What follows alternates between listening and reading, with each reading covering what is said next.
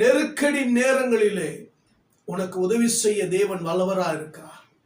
நெருக்கடி நேரங்களிலே தேவனை நோக்கி கூப்பிட்டு பாருங்கள்.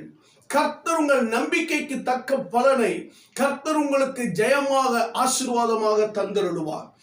யோனா தேவனுடைய அழைப்புக்கு கீழ்ப்படியாமல் அவர் ஓடி போனார். கர்த்தர் நினைவுக்கு போ சொன்னாரு, அவரை தரிசிச்சுக்கு போனார். தேவனுடைய அழைப்பை விட்டு ஓடுகிறதுனாலே அவரும் பாதிக்கப்படுகிறார், அவரை சேர்ந்தவர்களும் பாதிக்கப்படுகிறார்கள். யோனா தேவனுடைய சித்தத்தை செய்யாமல் தேவனுக்கு சித்தமில்லாததை செய்யும்படிக்கு தேவனுக்கு எதிர்மறையான காரியங்களை அவர் செயல்பட ஆரம்பித்தார்.